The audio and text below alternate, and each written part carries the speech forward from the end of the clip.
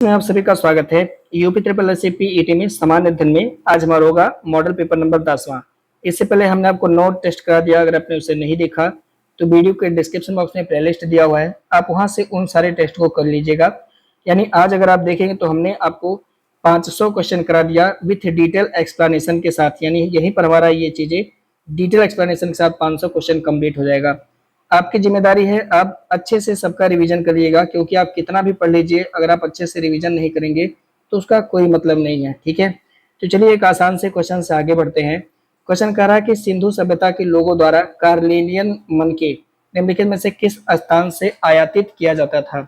मतलब वो कार्नेलियन मनके बनाने का एक प्रकार का समझिए कोई तत्व है, ठीक है, रॉ मटेरियल था, तो वो कहाँ से लाते थे सिंधु सभ्यता के लोग, यही प्रश्न आपसे पूछ रहा है। तो देखिए कार्लेनियन जो ये चीज था ये यहाँ से गुजरात और सिंध क्षेत्र से लाया जाता था। तो इस प्रकार से सही जवाब हो जाएगा प्रश्न का कौन सा, सी आपका हो जाएगा राइट आंसर। ठीक है, अब देखिए कुछ ऐसे तत्व हैं जो रखना पड़ेगा, जैसे गोमेद। गोमेद कहाँ से लाते थे, तो ये भी गुजरात से लाते थे, ये भी मन के बनाने में काम आता था, मतलब बर्तन बनाने में। तांबा, तांबा कहाँ से आयात करते थे, राजस्थान से, बलूचिस्तान से, अफगानिस्तान से, जबकि कार्नेलियन मन के गुजरात और सिंध प्रांत से। सीसा कहाँ से लाते थे, दक्षिण भारत से लाते थे। अब जानते हैं सातवाहन शासक जो हमारे होंगे, आगे हम जिनकी चर्चा करेंगे, तो यहाँ के लोग शीशे का सिक्का चलाए थे, सातवाहन लोग, तो सीसा ये लोग हमारे दक्षिण भारत से लाते थे। लाजवर्द मणि ये लोग कश्मीर और अफगानिस्तान से लाते थे, जबकि फिरोजा या हरितास्म ये मध्य एशिया और ईरान तक व्यापार था, देखिए ईरान से लाते थे। अंबू नाम का मणि ये महाराष्ट्र से लाते थे। तो एक बार इनके बारे में थोड़ा सा याद कर लीजिएगा। अगला जो सवाल है, निम्नलिखित में से कौन सा ऐसे कथन सही है। देखिए अब हमारे पास जो बीच में आप देखेंगे तो अभी आप पाते थे कि वैदिक काल के सवाल हमने आपको अभी तक पढ़ाया, लेकिन अब वैदिक काल के सवाल इंपॉर्टेंट खत्म हो चुके हैं, इसलिए सीधे हम लोग जो है बौद्ध और जैन धर्म पे आ चुके हैं। हमने आपको जैन धर्म के बारे में जो भी बन सकता था वो सब कुछ करा दिया है। अब बौद्ध धर्म से जो सवाल बनेगा हम वो आपको डिस्कस करेंगे, फिर शैव और भागवत धर्म के भी क्वेश्चन, क्योंकि हमें आप जानते हैं 20 सेट में पूरा कंप्लीट कराना है, तो हम जो बहुत ज्यादा इंपॉर्टेंट है वही सवाल आपसे डिस्कस करेंगे। ठीक है, चलिए, अरे आपने भी कुछ थोड़ा बहुत पढ़ा होगा जरूर, तो जो बहुत इंपॉर्टेंट है वो हम करा देंगे, आपका रिवीजन हो जाएगा। देखिए कह रहा है कि महात्मा बुद्ध के गृह त्याग की घटना को महाभिनिष्क्रमण कहा जाता है। बौद्ध धर्म में निर्वाण प्राप्ति के लिए सदाचार तथा नैतिक जीवन पर अत्यधिक बल दिया गया है। आपसे पूछ रहा है कि यार इन दोनों में से कौन सा वाला स्टेटमेंट जो है वो सही है। तो देखिए यहाँ पे आपका साथियों ये दोनों स्टेटमेंट सही है, यानी प्रश्न का जो करेक्ट आंसर होगा वह हो जाएगा सी। अब देखिए बौद्ध धर्म के बारे में थोड़ी सी जानकारी याद करिएगा। जब वो गृह को निकालते हैं यानी घर त्यागते हैं, तो उस घटना को हम महाभिनिष्क्रमण कहते हैं। और जब बुद्ध के द्वारा पहली बार उपदेश दिया जाता है तो उसे हम धर्म चक्र परिवर्तन कहते हैं। और जब बुद्ध की मृत्यु हो जाती है तो वह उस अवस्था को हम महापरिनिर्वाण कहते हैं। अब देखिए एक व्यक्ति का नाम, बुद्ध के जो सारथी थे उनका नाम साथियों चाण है, जबकि बुद्ध का जो घोड़ा था उसका नाम क्या है, कंथक होता है। बोध गया में, जिसे हम उरुबेला के नाम से जानते हैं, एक नदी है निरंजना नदी, इसी के तट पर पीपल वृक्ष के नीचे, समय है बैसाख पूर्णिमा का दिन, बुद्ध को ज्ञान प्राप्ति हुआ है। और यहीं से यह साथियों सिद्धार्थ जो है वो बोधि धारण कर लेते हैं। ज्ञान प्राप्ति के बाद इनको बुद्ध कहा जाने लगा है। यह ऋषि पत्तन, जिसे मृगदाव भी कहते हैं या जिसे सारनाथ भी कहते हैं, यहाँ पर इन्होंने अपना पहला उपदेश दिया था और इसी को धर्मचक्र परिवर्तन कहते हैं। ठीक है, और इन्होंने 4 आर्य सत्य के बारे में बताया है जो कि बौद्ध धर्म से संबंधित है। इन्होंने दुख के समुदाय कौन कौन से, दुख का निरोध और दुख निरोध गामिनी प्रतिपदा, ये 4 आर्य सत्य के बारे में बताया है। इनको भी थोड़ा सा ध्यान रखना है। अगला, अशोक के निम्नलिखित में से किस शिलालेख में उसके कलिंग विजय का वर्णन मिलता है।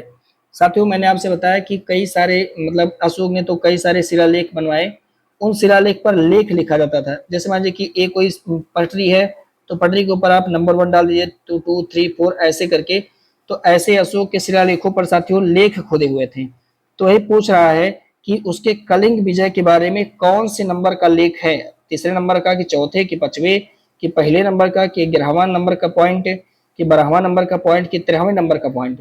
तो कलिंग विजय का वर्णन अशोक के 13वें नंबर का जो उसका अभिलेख है, शिलालेख है, मतलब 13वें नंबर का जो पॉइंट है उसमें उसके कलिंग विजय के बारे में वर्णन किया गया है।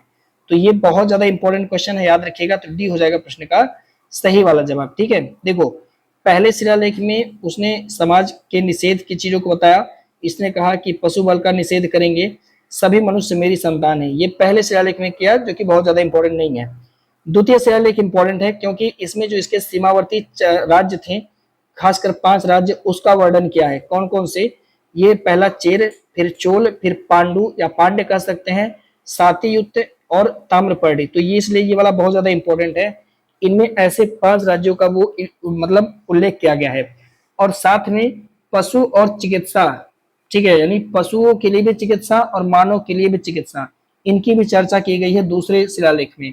लोक कल्याणकारी राज्य कार्य, मतलब कि जहां कहीं अकाल पड़ा हो वहां पे पीडीएस सिस्टम यानी पब्लिक डिस्ट्रीब्यूशन सर्विस लोगों को जैसे इस समय राशन दिया जाता है ना, उस तरह से देने का काम ये लोग करते थे। ठीक है, तो लोक कल्याणकारी राज वगैरह ये सब भी हमें द्वितीय शिलालेख से देखने को मिलता है। अशोक के तीसरे शिलालेख में लिखा गया है कि इसने कहा कि देखो भाई, पदाधिकारियों के प्रति 5वें वर्ष दौरे का आदेश दिया गया है। यानी किसी काम को करने के लिए जो भी मैं पदाधिकारी नियुक्त करूंगा, वो पदाधिकारी हर 5वें वर्ष जो है उन क्षेत्रों में दौरा करेंगे, ऐसा कहा गया है तीसरे शिलालेख में। और इस दौरे के लिए इन्होंने एक अधिकारी नियुक्त किया है जिसका नाम है रज्जूक, यानी रज्जूक नामक अधिकारी इनके विविध कार्यों की जांच करने के लिए हर 5वें वर्ष में क्या करेंगे? दौरा करेंगे। इन्होंने इनका जो 5वां शिलालेख है उसमें धर्म महामात्रों की नियुक्ति के बारे में, क्योंकि आप जानते हैं इन्होंने अशोक ने धम्म की नीति को अपनाया था, तो धम्म के प्रचार करने के लिए ये धम्म महामात्रों की नियुक्ति किए थे कि ये लोग उसका प्रचार प्रसार करेंगे। ठीक है, और एवं कार्य निर्देश के बारे में मौर्यकालीन समाज और वर्ण व्यवस्था का भी इसमें उल्लेख किया गया है साथियों।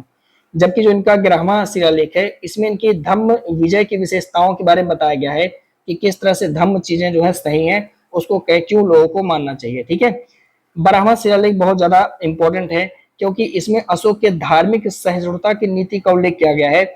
और इसमें अशोक ने सर्वधर्म संभाव की बात समझिए किया गया है कि सभी धर्म समान है और हमें एक दूसरे के धर्म का पालन करना चाहिए साथियों। तो ये चीजें अशोक को देखने को मिलता है कहाँ पे? तो धार्मिक सहिष्णुता जैसी चीजें 12वां शिलालेख में देखने को मिलता है। 13वें शिलालेख में क्या पॉइंट दिया गया है? तो 13वां जो शिलालेख इसमें कलिंग युद्ध का वर्णन दिया गया है, सबसे बात ये। और 5 सीमांत यूनानी राजा कौन कौन से? ये बहुत इंपॉर्टेंट है, टेट में भी पूछा गया, कई बार और एग्जाम में आया है। पहले तो अंत्योक, फिर अंतिकिन, फिर तुर्मय, फिर अलिक सुंदर और मग, ये 5 सीमांत यूनानी राजाओं का उल्लेख हमें 13वें शिलालेख में देखने को मिलता है।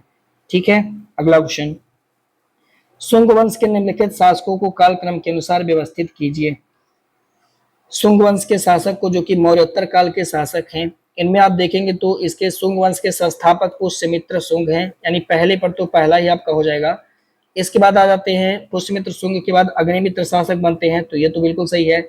अग्निमित्र के बाद साथियों वसुमित्र, तो 1 2 3 4 ही सही है। तो इस प्रकार से सही जवाब हो जाएगा आपका ए, हो जाएगा प्रश्न का राइट आंसर। ठीक है, अब देखिए बात करेंगे शुंग वंश की, तो 185 से 75 ईसा पूर्व, तो मैंने 185 ईसा पूर्व से लगा करके 75 ईसा पूर्व तक साथियों ये वंश चलता है। इस वंश के शासक क्रम से इस प्रकार से हैं, पुष्यमित्र शुंग आएंगे, फिर अग्निमित्र आएंगे, फिर वसुमित्र आएंगे, ब्रजमित्र आएंगे, भागभद्र आएंगे और वसुदेव आएंगे। तो संस्थापक कौन है शुंग वंश का? तो पुष्यमित्र शुंग है। जबकि अंतिम शासक कौन है? तो साथियों अंतिम शासक इसके देवभूति होते हैं। यही नहीं खत्म होता, आगे अंतिम शासक देवभूति होते हैं, इनको थोड़ा सा आपको ध्यान रखना होगा। पुष्यमित्र शुंग ने पाटलिपुत्रा को अपनी राजधानी बनाई, तो ये भी पॉइंट थोड़ा सा याद रखना होगा। एक अभिलेख है साथियों अयोध्या अभिलेख, जो कि धन देव से संबंधित है। इसमें पुष्यमित्र शुंग के बारे में वर्णन दिया गया है। तो अयोध्या अभिलेख किससे संबंधित है? धन देव से संबंधित है। लेकिन इसमें वर्णन किसके बारे में मिलता है? तो पुष्यमित्र शुंग के बारे में वर्णन मिलता है। पुष्यमित्र शुंग ने 2 अश्वमेघ यज्ञ भी करवाया था। और इस यज्ञ को करवाया कौन था? तो पुष्यमित्र शुंग के पुरोहित है कौन, मतलब गुरु जी थे कौन? पतंजलि। ठीक है, वही महाभाष्य के लेखक। तो साथियों पतंजलि ने अश्वमेघ यज्ञ कराया था, जो कि पुष्यमित्र शुंग के गुरु हैं साथी। ठीक है, ये सारा पॉइंट आपको ध्यान रखना है। अगला, खिलजी वंश के निम्नलिखित शासकों को कालक्रम से लगाइए। तो खिलजी वंश में कौन कौन लोग थे? तो अगर आप ध्यान रखेंगे तो खिलजी वंश में कुल 4 शासक हुए। खिलजी वंश का अगर आपको टाइम पीरियड याद होगा तो आपको पता होगा 1290 से, पहले वीडियो में ही हमने इस पर चर्चा किया हुआ शायद, 1320 तक खिलजी वंश होता है।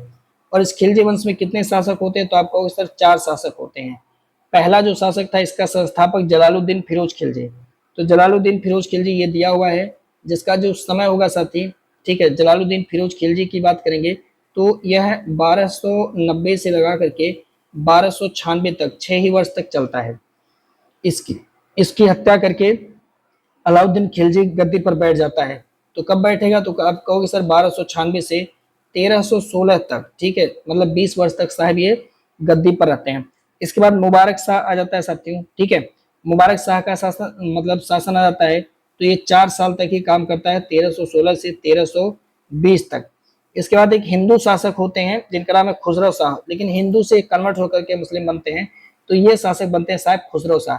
तो ये ज्यादा दिन तक नहीं काम करते हैं, अप्रैल सितंबर 1320 में इनका मतलब खत्म हो जाता है। इनके समय में याद रखेंगे कि दरबार में हिंदू देवताओं की पूजा होती, तो ऐसा भी कई बार सवाल पूछा गया, हिंदू देवी देवताओं की पूजा हो रही है, इन्हीं के समय में होता है, इन्हीं के दरबार में। तो क्रम से लगाना है तो पहले कौन होगा, तो जाहिर सी बात है जलालुद्दीन फिरोज खिलजी तीसरा पहले आ जाएगा, ये दोनों में से कोई हो सकता है। इसके बाद अलाउद्दीन खिल जाएगा तो 3 के बाद 1 आ जाएगा। इसके बाद कौन आएगा भाई, कुतुबुद्दीन मुबारक शाह आएंगे, इसके बाद 4 आएगा, यानी विकल्प नंबर बी आपका हो जाएगा सही जवाब, राइट आंसर, ठीक है। देखिए ये चारों हैं, चारों का अपना याद रखिएगा। देखिए नासिरुद्दीन खुसरो शाह, जिनके समय में हिंदू देवताओं की पूजा हो रही है महलों में, 15 अप्रैल से 7 सितंबर 1320 तक इनका समय है, ठीक है, याद रखेंगे। अगला 1887 ईस्वी में निम्नलिखित में से किसके द्वारा देव समाज की स्थापना की गई थी, राधाकांत देव, शिव नारायण अग्निहोत्री, गोपाल कृष्ण गोखले या फिर नारायण मल्हर जोशी। तो आप जानते हैं साथियों, देव समाज की स्थापना शिव नारायण अग्निहोत्री के द्वारा किया जाता है, बिल्कुल सही है। अगर आप बी वाला सेलेक्ट करें तो पहला करेंगे तो गलत हो जाएगा, बी हो जाएगा इस प्रश्न का सही जवाब, ठीक है। देखिए कुछ आंदोलन की बात करेंगे, जैसे धर्म सभा आंदोलन, ये राधाकांत देव के द्वारा 1830 में इसकी स्थापना हो रही है। देव समाज की बात करेंगे, Shiv Narayan Agnihotri 1887, the servant of India society Gopal Krishna Gokhale 1905 में, सामाजिक सेवा संघ नारायण मल्हर जोशी 1921 में, सेवा समिति हृदयनाथ कुंजरू 1914 में, सेवा समिति वाई स्काउट एसोसिएशन, ये वाला पूछेगा नहीं पेपर में, श्री राम वाजपेयी 1914, सेवा सदन बी एम मालाबारी 1885।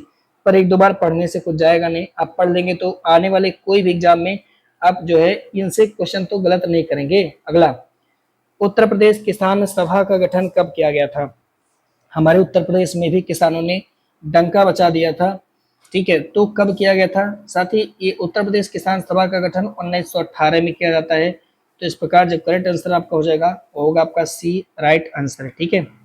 देखिए बात करेंगे उत्तर प्रदेश किसान सभा को लेकर के, तो इसका गठन फरवरी 1918 में होता है। इसके संस्थापकों में कई सारे लोग थे, पर कुछ जन का नाम आपको याद रखना होगा, जैसे गौरी शंकर मिश्र हो गए, इंद्र नारायण द्विवेदी हो गए, मदन मोहन मालवीय हो गए, ये कुछ महत्वपूर्ण लोग इसमें शामिल थे। अक्टूबर 1920 में आप देखेंगे प्रतापगढ़ के अंदर तो अवध किसान सभा का गठन किया गया। तो अगर आपसे अवध किसान सभा पूछता है तो आपका जवाब बदल जाएगा, 1920 हो जाएगा, लेकिन उत्तर प्रदेश किसान सभा कहेगा तो 1918 हो जाएगा। फिर 1921-22 में आप जानते हैं एक आंदोलन हुआ था अवध के क्षेत्र में, जिसका नाम है साथियों एका आंदोलन। इसमें मदारी, पासी और सहरीब ये 2 इंपॉर्टेंट पर्सन हैं, हालांकि और भी पर्सन थे एक आंदोलन से संबंधित, पर इन दोनों लोग के बारे में कभी कभी सवाल हमसे पूछ लेता है।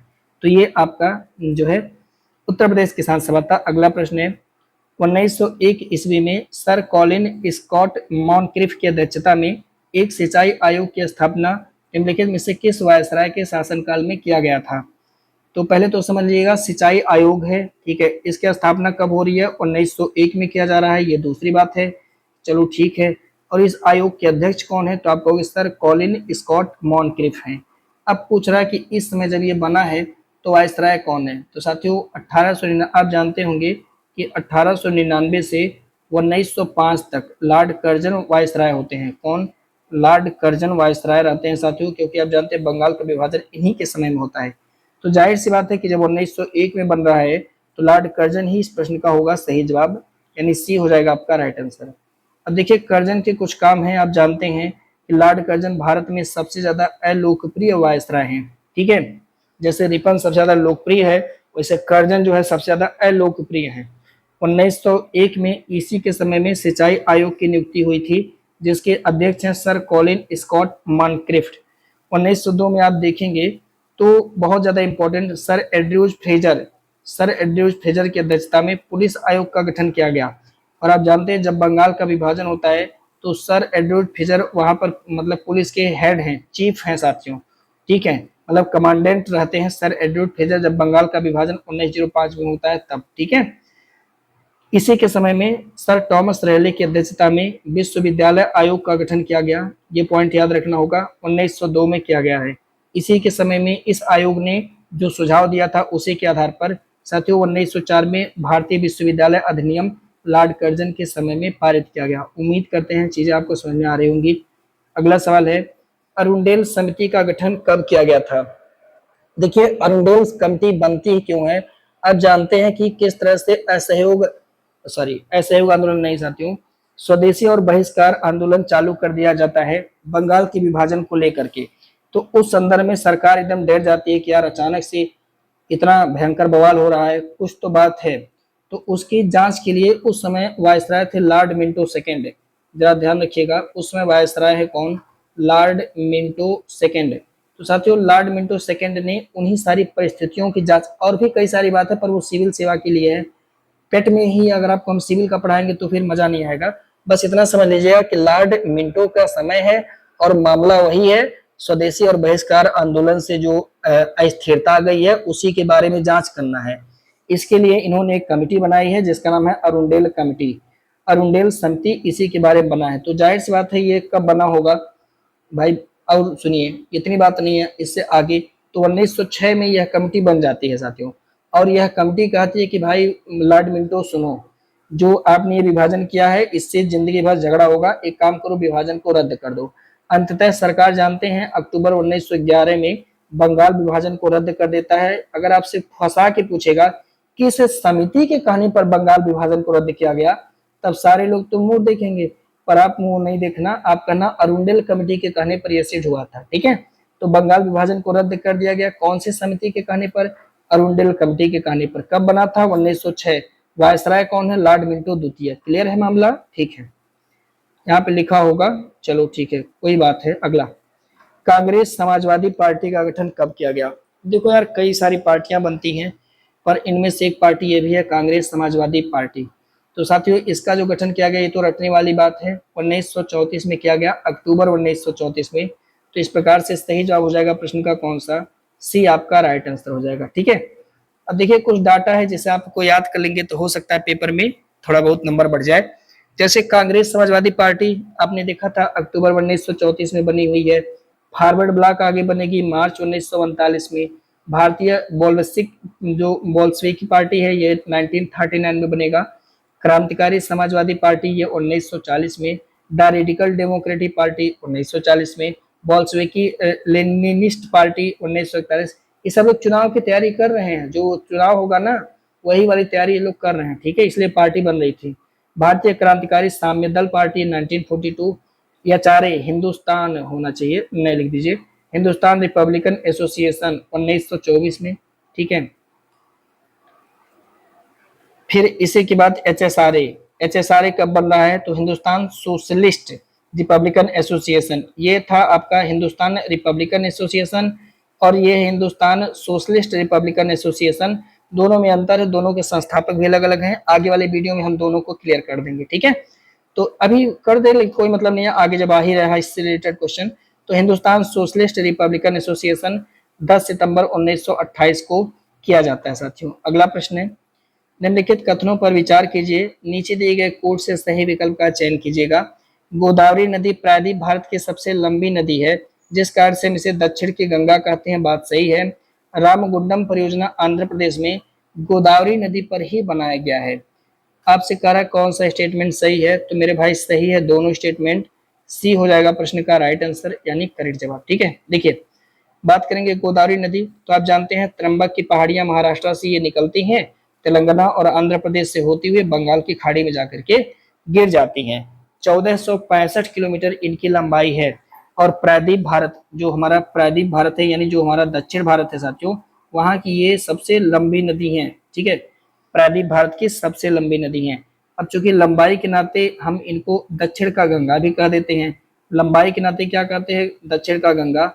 और सभी नदियों में प्रायद्वीप में सबसे बूढ़ी है, इसलिए इनको बूढ़ी गंगा या बृहद गंगा भी कहते हैं। आपको पहले हमने बताया कि दक्षिण भारत की नदियां उत्तर भारत की नदियों की तुलना में बहुत ज्यादा बूढ़ी हैं, तो इस कारण से जो वहां पे नदी है गोदावरी, इसको हम लोग बूढ़ी गंगा या बृहद गंगा के नाम से भी जानते हैं। शायद ये तेलंगाना का पठार को क्रॉस करते हुए और साथ साथ में मतलब तेलंगाना के पठार को दो भाग में ये डिवाइड करती है। अब जानते हैं महाराष्ट्र में बहती है प्रवरा नदी, तो प्रवरा नदी ये गोदावरी की सहायक नदी है, साथ ही ध्यान रखिएगा। और कुल सहायक नदी में आप देखेंगे तो प्रवरा को ही हम पूर्णा के नाम से जानते हैं, प्रवरा को ही पूर्णा नदी कहते हैं। दूधना, प्राणहिता, पेनगंगा, इंद्रावती, मंजरा, वर्धा, ये सब कुछ इन्हीं की सहायक नदी यानी गोदावरी की सहायक नदी। आंध्र प्रदेश में आप देखेंगे तो इस पर दो परियोजना काम कर रही है, एक तो आपका रामगुंडम परियोजना, एक आपका पोचमपार परियोजना। निजाम सागर परियोजना भी आंध्र प्रदेश में ही लेकिन मंजरा नदी पर है, इसे याद रखिएगा। और आप जानते हैं मंजरा नदी यह गोदावरी की सहायक नदी है, ठीक है। अगला सवाल करते हैं साथी, कह रहा कि इंडियन स्टैटिक फॉरेस्ट रिपोर्ट, कल हमने आपको इसके बारे में बेहतर बताया था, इसीलिए अगर आप पहला वीडियो नहीं देखें तो सेट नंबर 9 देखिएगा, क्योंकि उसमें हमने आपको बताया कि आखिर में यह क्या होता है, कौन जारी करता है, कैसे। तो आज सवाल आ गया कि इंडियन स्टैटिक फॉरेस्ट रिपोर्ट 2023 के अनुसार क्षेत्रफल के हिसाब से सबसे अधिक वन क्षेत्र वाला राज्य कौन सा है, यानी किस राज्य में सबसे ज्यादा वन क्षेत्र चाहिए। तो आप जानते हैं इस रिपोर्ट के अनुसार जो मध्य प्रदेश है, वैसे भी मध्य प्रदेश में बहुत ज्यादा वन क्षेत्र है साथियों। तो इस प्रकार सही जवाब हो जाएगा प्रश्न का पहला राइट आंसर, ठीक है। देखिए अगर हम ISFR की बात करते हैं तो ये कहता है कि वन एवं वृक्षावरण में सबसे ज्यादा वृद्धि कौन कौन किए हैं, 2021 की तुलना में वृद्धि कौन कौन राज्य किए हैं। तो इनमें सबसे नंबर 1 पे छत्तीसगढ़ है, फिर सेकंड नंबर पे आता है आपका उत्तर प्रदेश, थर्ड नंबर पे उड़ीसा और चौथे नंबर पे राजस्थान। अब कहता है कि वन आवरण में सबसे ज्यादा वृद्धि कौन किया है, तो कहेंगे वन आवरण में सबसे ज्यादा वृद्धि साथियों मिजोरम किया है, इसके बाद गुजरात, इसके बाद उड़ीसा। कहते हैं वन आवरण और वृक्षावरण में कमी किस राज्य में सबसे ज्यादा हो गया है, तो कमी हुआ है साथियों मध्य प्रदेश में। 2021 की तुलना में पूछ रहा है कि 2023 में कमी कहाँ कहाँ हुआ है, तो मध्य प्रदेश में सबसे ज्यादा हुआ है, इसके बाद कर्नाटक, इसके बाद लद्दाख, इसके बाद नागालैंड में। कह रहा है कि बताओ क्षेत्रफल के हिसाब से सबसे अधिक वन क्षेत्र वाला राज्य कौन सा है, तब जवाब होगा साथियों मध्य प्रदेश, सेकंड नंबर पे अरुणाचल प्रदेश, फिर उसके बाद आपका छत्तीसगढ़ हो जाएगा राइट आंसर। अगला, निम्नलिखित में से कौन सा राज्य कुल खाद्यान्न उत्पादन में शीर्ष स्थान पे है, यानी कुल खाद्यान्न उत्पादन में सबसे नंबर 1 पे राज्य कौन सा है भारत के अंदर। तो देखिए खाद्यान्न के मामलों में शीर्ष पर हमारा उत्तर प्रदेश है, ये नहीं कहो है, तो बी वाला आंसर हो जाएगा राइट आंसर। बी वाला हो जाएगा साथी राइट आंसर, है ना। तो ये हो जाएगा आपका करेक्ट आंसर कि कुल खाद्यान्न उत्पादन में शीर्ष पर कौन है, तो जवाब होगा उत्तर प्रदेश। अब देखिए 2023-24 के डाटा की बात करें तो तूर सबसे ज्यादा कौन से राज्य में होता है, यानी अरहर सबसे ज्यादा कर्नाटक में होता है, सेकंड नंबर पे आप जानते हैं महाराष्ट्र में होगा, फिर तीसरे नंबर पे आपका हमारा अपना प्यारा प्रदेश उत्तर प्रदेश है। चना जो है वो सबसे ज्यादा MP में होता है, फिर उसके बाद महाराष्ट्र, थर्ड नंबर पे राजस्थान। कुल खाद्यान्न के मामले में अगर देखा जाए तो हम लोग देश में भारत के अंदर सबसे नंबर 1 पे खाद्यान्न उत्पादन करते हैं, सेकंड नंबर पे मध्य प्रदेश, थर्ड नंबर पे पंजाब। काफी का प्रोडक्शन अगर देखा जाए सबसे ज्यादा तो ये कर्नाटक राज्य करता है, फिर उसके बाद केरल राज्य करता है, फिर उसके बाद तमिलनाडु राज्य।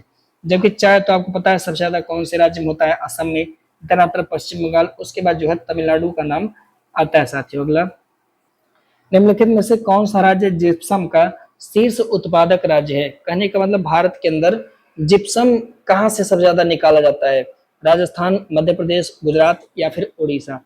तो साथियों जिप्सम के लिए एकमात्र क्षेत्र जो सबसे ज्यादा प्रसिद्ध है वो हमारा राजस्थान का एरिया है, ठीक है। तो इस प्रकार जो करेक्ट आंसर हो जाएगा वो आपका होगा पहला ए हो जाएगा आपका राइट आंसर। देखिए बात करेंगे जिप्सम की, तो जो अवसादी चट्टानें होती है वहां से जो है इसको प्राप्त किया जाता है, और भारत के अंदर राजस्थान से इसको जो है प्राप्त किया जाता है। राजस्थान में आप देखेंगे हनुमानगढ़ जिला, बीकानेर, नागौरस, जैसलमेर, यहाँ सबसे जो है निकाला जाता है। और भी देखेंगे तो जम्मू कश्मीर में आप देखेंगे तो डोडा क्षेत्र है, वहां से भी जिप्सम प्राप्त करते हैं। गुजरात का कच्छ क्षेत्र, तमिलनाडु में कोयम्बटूर, तिरुवनवेली और चिंगलपेट जैसे क्षेत्र से भी जिप्सम को प्राप्त किया जाता है, ठीक है। अगला है नेक्स्ट सवाल, निम्नलिखित में से किसे भारत की कपास नगरी कहा जाता है, कपास नगरी के रूप में कौन सा क्षेत्र प्रसिद्ध है। तो साथियों कपास नगरी के रूप में आप देखेंगे तो यहाँ पे मुंबई हो जाएगा आपका सही जवाब, यानी प्रश्न का राइट आंसर आपका हो जाएगा सी सही। देखिए बात करेंगे सूती वस्त्र उद्योग, आप जानते हैं यह भारत का सबसे बड़ा उद्योग है, रेलवे के बाद जो है सबसे अधिक रोजगार इसी क्षेत्र में मिलता है। 1854 में एक व्यक्ति हैं जिनका नाम है कावसजी नाना भाई डाबर। इनके द्वारा बंबई में सूती वस्त्र उद्योग लगाने का सफल प्रयास किया गया था, तो ब्रिटिश काल में ही लग गया था। ठीक है। मुंबई को जिस कारण से हम लोग यहाँ पे भारत की कपास नगरी के रूप में जानते हैं, अहमदाबाद को पूर्व का बोस्टन कहते हैं, कानपुर को उत्तर भारत का मैनचेस्टर कहते हैं। कोयम्बटूर में भारत के सर्वाधिक सूती वस्त्र उद्योग मतलब हैं। ठीक है। भारत में अगर आपसे पूछेगा कि मील निर्मित कपड़े सबसे ज्यादा कहाँ पे होते हैं, तो साथियों वह गुजरात में होते हैं। तो ये कुछ डाटा थे वस्त्र से, आप याद रखिएगा। अगला सवाल करते हैं, निम्नलिखित में से कौन सा कथन सही है? किसी भी व्यक्ति को एक अपराध के लिए केवल एक बार सजा मिलेगी, यह भारतीय संविधान का अनुच्छेद 22 कहता है, सही है। अपराध को केवल तत्कालीन कानून के तहत उपबंध के तहत सजा मिलेगी, यानी अनुच्छेद 22 में ये बात भी कहा गया, अभी हम आपको समझाएंगे इसका मतलब। किसी भी नागरिक को स्वयं के विरुद्ध न्यायालय में गवाही देने के लिए बाध्य नहीं किया जाएगा, ये बात भी आर्टिकल में कहा गया है। तो कौन सा कथन सही है? ये तीनों कथन आप सही है। प्रश्न का जो जवाब देंगे आप वो होगा आपका डी। देखिए क्या कहता है अनुच्छेद 22, वो कहता है कि भाई देखो कुछ दशाओं में गिरफ्तारी और निरोध से हम आपको संरक्षण प्रदान करते हैं। जैसे पहला कहता है कि भाई देखो किसी भी व्यक्ति को एक अपराध के लिए केवल एक बार ही सजा मिलेगी। ए नाम का कोई व्यक्ति है जिसने चोरी किया, ठीक है, सपोज करिए इस भाई साहब ने चोरी कर लिया, तो इस भाई साहब को चोरी के लिए सजा मिल गई 2 साल की। कितनी? 2 साल के लिए सजा मिल गई। ठीक है। बेचारे 2 साल से बाहर आ रहे थे, तब तक जिस व्यक्ति क्या चोरी किए थे वो व्यक्ति फिर से देख लिया और फिर से पहुंच गया न्यायालय कि यार इसको उसका छोड़ दिए, इसकी सजा और बढ़ाई जाए। तो मेरे भाई जे कारण से इसकी सजा नहीं हो सकती। आर्टिकल जो है 22 कहता है कि एक अपराध के लिए केवल एक ही बार सजा दिया जाएगा, बार बार सजा नहीं दिया जाएगा। ठीक है। और भी कई परिस्थितियां आप बना सकते हैं। ठीक है। अपराध को केवल तत्कालीन कानूनी उपबंध के तहत ही सजा मिलनी चाहिए। मान लीजिए कि ए नाम का कोई व्यक्ति है, इसने चोरी किया, उस समय कानून था कि चोरी करने वाले व्यक्ति को 10 ईयर की सजा मिलेगी। कितनी? 10 ईयर की। अब भाई साहब की सजा पूरी हो चुकी है, 9 साल पूरी हो चुकी है, 9 ईयर की पूरी हो चुकी है। ठीक है। मान लीजिए चोरी नहीं किए, कत्ल कर दिया किसी का, 302 लगा है, मान लीजिए कत्ल कर दिए किसी का। ठीक है। कत्ल कर दिए, तो भाई साहब जब कत्ल कर रहे हैं तो जिसका कत्ल कर रहे हैं उसके जो लड़का है वो आईएएस की सिविल सर्विस की तैयारी कर रहा है, सपोज करिए। ठीक है। और सपोज करिए तैयारी करते करते उसका बेचारा 9 साल का उम्र हो गया है, पर ये भाई साहब कत्ल तो किए ही हैं, तो 9 साल बाद इनका सजा कंप्लीट होना है। अब एक ही साल इनको मिला है, तो ये भाई साहब नया कानून बना करके, या मान लीजिए ये मुख्यमंत्री बन जाते हैं, तो नया रूल नहीं बना सकते। ठीक है कि नहीं अब नियम बढ़ाओ, इसका कत्ल का जो है बढ़ाओ, ऐसा नहीं है। जो उस समय कानून प्रभावी होगा उस काम के लिए वही उसी कानून के तहत उसको सजा मिलेगी, उसी रूल के तहत। अलग से नियम बना के उसको सजा आप नहीं दे सकते कि नहीं मैं मुझे मार दिया है, मान लीजिए कि एक थप्पड़ आप पीएम को मार देते तो पीएम के लिए अलग कानून नहीं रहे, ऐसा नहीं है। जो आम पब्लिक के लिए मारेंगे वही कानून पीएम के ऊपर भी लागू होता है। ठीक है। मतलब ट्राई मत करिएगा यार। किसी भी नागरिक को स्वयं के विरुद्ध गवाही देने के लिए बाध्य नहीं किया जाएगा, माने अपने ही खिलाफ गवाही नहीं दे सकता है। ये नहीं कि उसको इतना मारिए कि वो अपने खिलाफ गवाही देने के लिए तैयार हो जाए कि हाँ हमने कत्ल किया। नहीं, आप ऐसा नहीं कर सकते। आपके मन में एक सवाल आना चाहिए कि सर जो नार्कोटिक्स टेस्ट होता है वो तो, ये बात तो वही हो जाती है, तो इसके लिए न्यायालय ने कई सारे निर्णय दिए हैं, उस पर हमें जाने की जरूरत नहीं है साथियों, कि कैसे नार्कोटिक्स टेस्ट कराते हैं, आदमी को उस स्थिति में ले जाते हैं कि अपने मैंने बउआने लगता है, यानी अपने खिलाफ सब कुछ बताने लगता है। हालांकि वो अनुच्छेद 22 के तहत अनुबंधित किया जा सकता है, पर कोर्ट ने कुछ परिस्थितियां बताई हैं जिसके तहत जो है नार्कोटिक टेस्ट कराया जाता है, वो भी कोर्ट से पूछ करके। ठीक है। अगला, वो जो सीआईडी वगैरह में पूछ लेते हैं वो सब गलत है, वो फर्जी दिखाते हैं, है ना, ऐसा नहीं होता। अगला, निम्नलिखित में से किस अनुच्छेद के तहत कार्यपालिका को न्यायपालिका के कार्य क्षेत्र से अलग कर दिया गया है? अब जानते हैं न्यायपालिका हमारे यहाँ अलग काम करती है, मतलब कि जो काम न्यायपालिका करेगी वो काम जो है हमारी कार्यपालिका नहीं करती। लेकिन आजकल आप पढ़ रहे होंगे, बार बार ये चर्चा आता है कि कार्यपालिका के कामों में विरोध डाल रहे हैं न्यायपालिका। अभी आपने श्री जगदीप धनखड़ से मुंह से सुना होगा, ये बात चर्चा में भी थी कि न्यायपालिका अपने दायरे में रह के काम नहीं करती, कार्यपालिका को रोक रही है। तो भारतीय संविधान में कार्यपालिका को न्यायपालिका से अलग रखा गया है कि भाई तुम अपना करना, भाई तुम अपना करना, एक दूसरे से बवाल मत करना। ठीक है।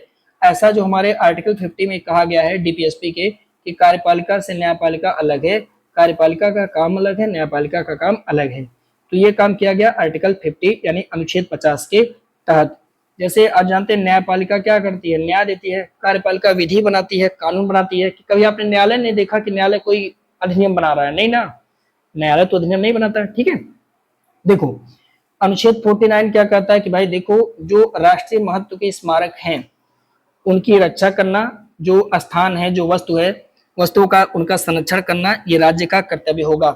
ऐसा नहीं है कि जो हमारा ताजमहल है उसको ये कह के गिरा दिया जाए कि इसको जो है शाहजहां ने बनवाया हुआ है, मतलब जो भी है ना, तो ये कह के आप नहीं गिरवा सकते कि मुगल का बनवाया नहीं भाई, उसकी आप रक्षा करना आपका दायित्व होगा। अनुच्छेद 50 में कहा गया इसके अंदर कार्यपालिका और न्यायपालिका के कार्य क्षेत्र को अलग रख दिया जाए। अनुच्छेद 51 कहता है कि राज्य का यह कर्तव्य होगा कि वह अंतर्राष्ट्रीय शांति और सुरक्षा बनाए रखने का प्रयत्न करेगा। मतलब हमारा जो अंतर्राष्ट्रीय स्तर पे जो हमारी मतलब कनेक्टिविटी है उसमें हम शांति का हमेशा सपोर्ट करेंगे कि पीस रहे, दुनिया शांत रहे। ठीक है, ऐसा हम करेंगे। इसके तहत अंतर्राष्ट्रीय विधि तथा संधि बाध्यताओं के प्रति हम आदर रखेंगे। ठीक है, अंतर्राष्ट्रीय विवादों को हम कोशिश करेंगे कि मध्यस्थता के द्वारा हम निपटा लें, मतलब सीज फायर वगैरह करके सिस्टम अपना चला लें, बवाल नहीं करेंगे, ऐसा भारत जो है करता है। निम्नलिखित में से किसकी नियुक्ति राष्ट्रपति के द्वारा किया जाता है? तो आप जानते हैं राष्ट्रपति की यह एक न्यायिक शक्ति होती है साथियों, सारी विधायी शक्तियां होती हैं, और विधायी शक्तियों के तहत राष्ट्रपति कुछ पदाधिकारियों की नियुक्ति करते हैं। इनमें तो सारे लोग हैं जिनकी नियुक्ति ये करते हैं। तो अगर आपने डी आंसर सेलेक्ट किया तो आपका बिल्कुल सही जवाब हो जाएगा। इस प्रश्न का जवाब है कौन सा?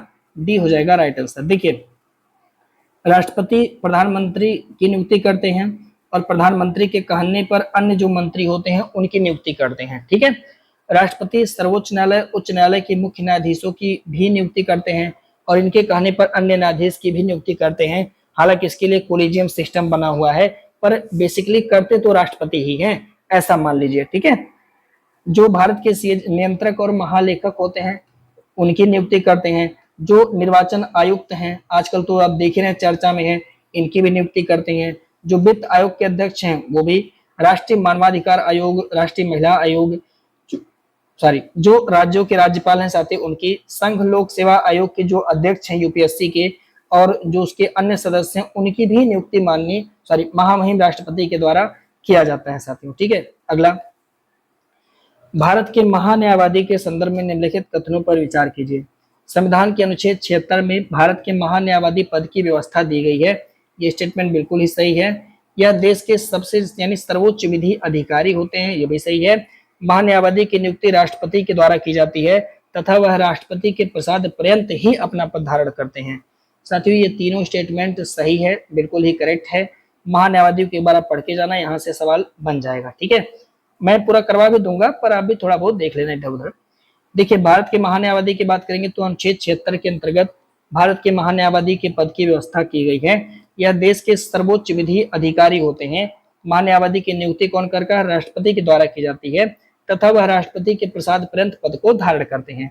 महान्यायवादी आप जानते हैं संसद का सदस्य नहीं होता है, लेकिन वह संसद के दोनों सदनों में बोलने या कार्यवाही में भाग लेने या दोनों सदनों की संयुक्त बैठक में बिना मताधिकार के भाग लेने का इनको अधिकार होता है। मेरी बात को ऐसा सुनिएगा ध्यान से। देखिए, संसद का दोनों सदन है, चाहे राज्यसभा है चाहे लोकसभा है, जो भारत के महान्यायवादी हैं वह उनकी बैठक में भाग ले सकते हैं, मत नहीं दे सकते। मान लीजिए कोई पॉइंट है, कोई बिल है, उस पर चर्चा हो रहा है, तो बिल पर चर्चा होगी तो उसके लिए मत देते हैं सब लोग, तभी तो बिल पास होगा आगे।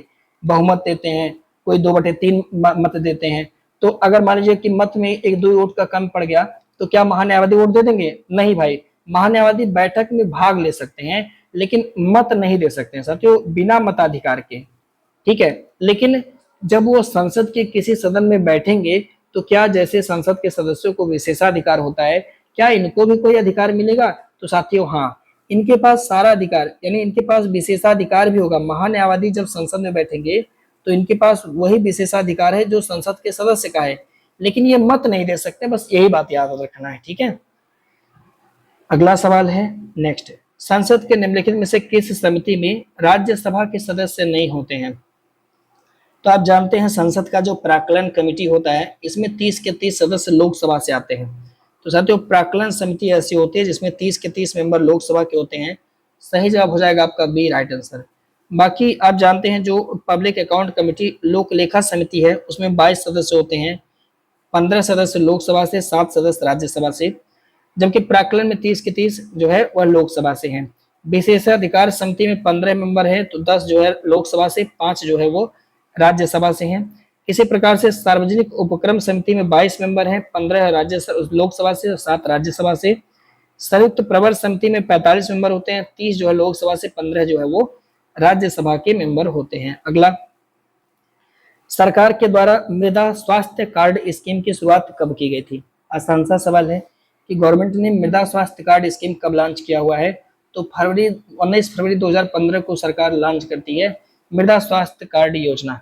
तो यह ए हो जाएगा प्रश्न का सही जवाब, यानी राइट आंसर। ठीक है, देखिए केंद्र सरकार की प्रमुख योजना बात करेंगे तो मृदा स्वास्थ्य कार्ड योजना, जिसको लॉन्च किया गया 19 फरवरी 2015 को। प्रधानमंत्री अन्नदाता आय संरक्षण अधिनियम, जिसे हम पीएम आशा के नाम से जानते हैं, इसे सितंबर 2018 में लॉन्च किया गया। प्रधानमंत्री फसल बीमा योजना 13 जनवरी 2016 को लॉन्च किया गया। राष्ट्रीय कृषि बीमा योजना 1999 से 2000 के बीच में लॉन्च किया गया था। प्रधानमंत्री किसान ऊर्जा सुरक्षा एवं उत्थान महाअभियान यानी पीएम कुसुम स्कीम को यह फरवरी 2019 में लॉन्च किया गया। प्रधानमंत्री कृषि सिंचाई योजना की जो स्टार्टिंग है वह जुलाई 2015 में की जाती है साथियों। तो ये सारी चीजें आपको ध्यान रखना है, सबको याद करना पड़ेगा, बिना याद किए काम नहीं चलेगा। अगला, सुकन्या समृद्धि योजना की शुरुआत केंद्र सरकार के द्वारा कब की गई थी? इसे भी याद कर लीजिए, बहुत इंपॉर्टेंट है, पहले तो पूछा जाता था। तो 22 जनवरी 2015 को लॉन्च किया जाता है सुकन्या समृद्धि योजना। तो डी हो जाएगा राइट आंसर, क्योंकि 10 वर्ष हो गए ना इन सब योजनाओं को, तो ये थोड़ा सा इंपॉर्टेंट बन जाता है। अब इसको याद रखिएगा, जैसे सुकन्या समृद्धि तो आपने देख लिया 22 जनवरी 2015 को। इसी तरह से अटल पेंशन योजना 9 मई 2015 को। मेक इन इंडिया कार्यक्रम 25 सितंबर 2014 को। प्रधानमंत्री जन धन योजना 28 अगस्त 2014 को। Digital gender Atlas for advancing girls education in India, इसे लॉन्च किया गया 9 मार्च 2015 को। प्रधानमंत्री सुरक्षा बीमा योजना 9 मई 2015 को। मुद्रा बैंकिंग योजना 8 अप्रैल 2015 को लॉन्च किया गया। ठीक है, तो इसलिए मैंने सारे ओल्ड स्कीम आपके सामने रख दिया ताकि आप एक बार अच्छे से याद कर लो। निम्नलिखित देशों में से कौन आसियान का सदस्य नहीं है? यानी आसियान देश का सदस्य कौन सा देश नहीं है? तो साथियों आप जानते हैं कि आसियान में हमारा भारत थोड़ी शामिल है। ठीक है, आसियान का मुख्यालय जकार्ता में, पर साहब हमारा भारत इसमें शामिल नहीं है। ये हो जाएगा आपका बिल्कुल करेक्ट आंसर है। 1967 में इसकी स्थापना की जाती है। 1967 में थाईलैंड के बैंकॉक में इसकी स्थापना होती है। इसका नाम है दक्षिण पूर्व एशिया सहयोग संगठन, यानी association of south east Asian nation. वर्तमान में इसके 10 सदस्य देश हैं, Indonesia, Thailand, Brunei, Laos, Singapore, Vietnam, Malaysia, Philippines, Myanmar और कंबोडिया। तो अगर आप ध्यान रखेंगे जो हमारा पूर्वी मतलब जो हमारा दक्षिण पूर्व जो एशिया देश है उसके लिए साथियों ये अपना उन लोगों ने ग्रुप बनाया हुआ है आसियान जिसका नाम है। इसका मुख्यालय कहाँ पे है? तो जकार्ता में है। ठीक है, याद रखिएगा, इंडोनेशिया की राजधानी है साथियों जकार्ता। अगला, 2011 की जनगणना के अनुसार निम्नलिखित में से किस केंद्र शासित प्रदेश की जनसंख्या घनत्व न्यूनतम थी? तो सबसे ज्यादा किसकी है? तो सर कहोगे सर सबसे ज्यादा तो दिल्ली की है। इसके बाद सबसे कम ये अंडमान निकोबार की जनसंख्या घनत्व है साथियों। इसके अंडमान निकोबार की है। तो ए हो जाएगा इस प्रश्न का सही जवाब, यानी राइट आंसर। ठीक है, देखिए अब हम बात करेंगे जनगणना 2011 के डाटा। तो इसमें आप जानते हैं अंडमान निकोबार का सबसे कम है इस, और सबसे ज्यादा इसमें दिल्ली का है। सेकेंड नंबर पे आपका चंडीगढ़ आएगा, दादर नागर हवेली ये थर्ड नंबर पे आएगा, पुदुचेरी फोर्थ नंबर पे, लक्षद्वीप फिफ्थ पे, जम्मू कश्मीर सिक्स और अंडमान निकोबार इसके बाद आएगा साथी जो है वो 7वें नंबर पे है। ठीक है, अगला, FIDE शतरंज महिला विश्व कप 2025 कहाँ पे संपन्न हुआ है? यह आपसे पूछ रहा है। तो आप जानते हैं हाल ही में जॉर्जिया में यह संपन्न हुआ साथी। तो इस प्रकार सही जवाब हो जाएगा प्रश्न का कौन सा? जॉर्जिया का शहर है बतूमी, यहाँ पे साथियों यह संपन्न हुआ है। ठीक है, FIDE शतरंज महिला विश्व कप 2025। और आप जानते हैं इसमें भारत ये कब हुआ है? तो 5 से 29 जुलाई 2025 के मध्य में अभी हाल ही में इसका आयोजन किया गया है। बस हमें जुलाई तक का करंट अफेयर देखना है साथियों, क्योंकि अगस्त का देखना नहीं है। ठीक है, जुलाई तक का देखना है। तो 5 से 29 जुलाई 2025 के मध्य FIDE शतरंज महिला विश्व कप का आयोजन किया गया, बतूमी जॉर्जिया में किया गया। यह इसका तीसरा संस्करण था जिसमें 107 महिला शतरंज खिलाड़ियों ने भाग लिया है। भारत की दिव्या देशमुख इसमें चर्चा में थी, जबकि चैंपियन बनी है, और उप चैंपियन जो है हम्पी कोनेरू बनी है जो कि भारत से हैं। तीसरे नंबर पे साथियों टैन झोंगी हैं और ये जो है चाइना से हैं, चीन से हैं साथियों। अगला, विश्व प्रकृति संरक्षण दिवस कब मनाया जाता है? चर्चा में है विश्व प्रकृति संरक्षण दिवस। तो आप जानते हैं प्रतिवर्ष 28 जुलाई को विश्व प्रकृति संरक्षण दिवस मनाते हैं हम लोग। यानी सही जवाब हो जाएगा कौन सा? ए हो जाएगा राइट आंसर। ठीक है, अब देखिए हम बात करेंगे कुछ इंपॉर्टेंट सवालों की, इसे डेट को आप याद रखिएगा। जैसे 22 जुलाई को राष्ट्रीय झंडा दिवस मनाते हैं हम लोग, फिर विश्व मस्तिष्क स्वास्थ्य दिवस मनाते हैं, पाई सन्निकटन दिवस मनाते हैं। ये 3 दिवस 22 जुलाई को मनाते हैं। 23 जुलाई को राष्ट्रीय प्रसारण दिवस मनाते हैं। और आप जानते हैं प्रसारण करने का अधिकार आर्टिकल 19(1) के तहत 1 के तहत मौलिक अधिकार है, प्रसारण करने का अधिकार। ठीक है, 24 जुलाई को आप जानते हैं भारत में आयकर दिवस मनाया जाता है, इनकम टैक्स डे। ठीक है, फिर उसके बाद 26 जुलाई को कारगिल विजय दिवस, फिर 28 जुलाई को विश्व प्राकृतिक संरक्षण दिवस, विश्व हेपेटाइटिस दिवस 28 जुलाई को, 29 जुलाई को आप देखेंगे अंतर्राष्ट्रीय बाघ दिवस, 30 जुलाई को विश्व मानव तस्करी निरोध दिवस, जबकि अंतर्राष्ट्रीय मित्रता दिवस वह जो है 30 जुलाई को मनाया जाता है। अगला, the new geography of innovation the global contest for breakthrough technologies पुस्तक के लेखक कौन है?